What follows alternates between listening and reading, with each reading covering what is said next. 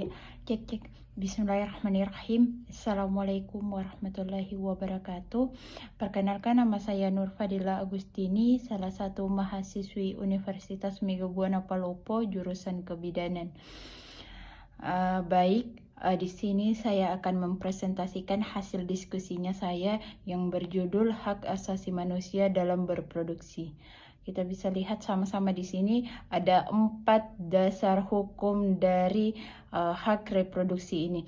Yang pertama adalah Undang-Undang Nomor 39 tahun 1999 tentang hak asasi manusia, dan yang kedua ada Undang-Undang tahun 2002 Nomor 23 tentang perlindungan anak, dan yang ketiga ada Undang-Undang Nomor 36 tahun 2009 tentang kesehatan, dan yang keempat ada Undang-Undang Nomor 52 tahun 2009 tentang perkembangan kependudukan dan keluarga berencana. Selanjutnya, hak asasi manusia dalam berproduksi itu setiap perempuan berhak mendapatkan hal tersebut. Jadi setiap individu itu berhak mendapatkan hak reproduksi ini. Yang pertama di sini ada cangkupannya 3 cangkupan dari hak reproduksi. Yang pertama yaitu kemampuan berproduksi, di mana kemampuan berproduksi berbicara tentang apakah ibu siap berproduksi, apakah ibu siap hamil atau tidak. Di sini itu yang harus teman-teman seorang bidan mention baik-baik, bahwa kemampuan berproduksi bagi seorang perempuan itu sangat penting untuk di mention baik-baik. Makanya di dalam kebidanan itu sendiri ada namanya prakonsepsi. Dan yang kedua yaitu ada keberhasilan produksi. Keberhasilan produksi ini berbicara tentang, contoh nih, kehamilan, berbicara tentang bagaimana teman-teman memberikan informasi yang cukup, selalu memberikan konsultasi, selalu memberikan edukasi kepada masyarakat, selalu mengadakan penyuluhan. Dan yang ketiga itu ada keamanan berproduksi, di mana keamanan berproduksi ini tadi berkaitan dengan keberhasilan berproduksi, di mana ketika seorang klien mendapatkan informasi yang ada, mempunyai informasi yang ada, mempunyai ilmu yang ada, maka cukup enough untuk mereka merasa nyaman terhadap hal itu. Ketika contoh nih, ketika tadi ada prakonsepsi, kita tahu ilmunya dan kita tahu apa kuncinya untuk berhasil dalam berproduksi, berhasil dalam persalinan nanti. Ya, maka terciptalah yang namanya keamanan berproduksi itu sendiri. Ya, itu mungkin. Selanjutnya ada hak dasar dari berproduksi itu sendiri. Hak dasar berproduksi itu sendiri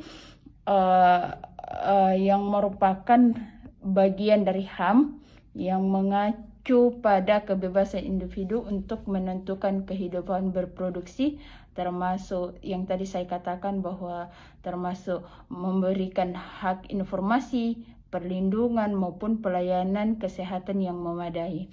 Dan adapun definisi kesehatan reproduksi menurut WHO yaitu seperti seorang ibu dalam keadaan sehat secara fisik dan mental maupun sosial yang berkaitan dengan reproduksi itu sendiri. Yang tadi saya katakan bahwa prakonsepsi, ketika ada prakonsepsi kita bisa mention baik-baik ini, ibu siap secara fisik, entah secara fisik, mental maupun sosial atau tidak. Ya, itu mungkin. Selanjutnya ada upaya pemerintah. Upaya pemerintah di sini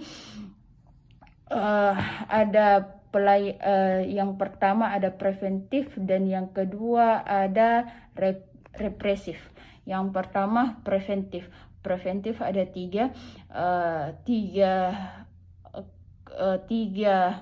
acara, tiga event yang pemerintah bisa upayakan. Yang pertama yaitu fasilitas pelayanan kesehatan reproduksi di puskesmas, termasuk ibu bidan, ibu hamil dan ibu menyusui. Dan yang kedua adalah ada program bidan desa mendampingi dukung kampung dalam proses persalinan. Dan yang ketiga ada program keluarga berencana untuk mengendalikan angka kelahiran dan meningkatkan kesehatan reproduksi. Dan selanjutnya ada represif, di mana represif ini terdiri dari dua program, yaitu program yang pertama adalah program imunisasi kanker serviks, yang kedua ada program penyediaan sarana dan prasarana hingga ke tingkat desa. Selanjutnya ada kerangka hukum. Kerangka hukum ini terdiri dari tiga. Yang pertama yaitu Deklarasi Universal HAM 1948. Yang kedua ada program CEDAW tahun 1981, di mana ini adalah bentuk konversi penghapusan diskriminasi terhadap perempuan. Dan yang ketiga ada Undang-Undang Kesehatan Ketenagakerjaan Indonesia yang melindungi hak reproduksi perempuan. Contoh yang ketiga ini seperti seorang karyawan mempunyai atau seorang PNS mempunyai hak sebelum persalinan ada cuti, dan setelah persalinan ada cuti juga sekitar 3 bulan. Dan selanjutnya yaitu dibikinkan jurnal ini dibikin karena ada permasalahan. Permasalahan yang pertama yaitu tingginya angka kematian ibu melahirkan, dan yang kedua ada penderita kanker serviks. Selanjutnya kesimpulan, di mana penelitian ini dilakukan di Provinsi Riau, di mana upaya pemerintah Riau untuk melindungi hak kesehatan reproduksi perempuan melalui langkah-langkah tadi, ada preventif, ada represif. Dan selanjutnya yaitu diperlukan peningkatan kesehatan masyarakat terhadap reproduksi untuk mengurangi angka kematian dan meningkatkan kualitas kesehatan perempuan. Selanjutnya sumber jurnal ini dari Rani NP tahun 2017 yang berjudul Pelindungan Hak Reproduksi Perempuan di Provinsi Riau, yang dicetak oleh Jurnal Mahkamah Jilid 2 nomor 27 sampai 58.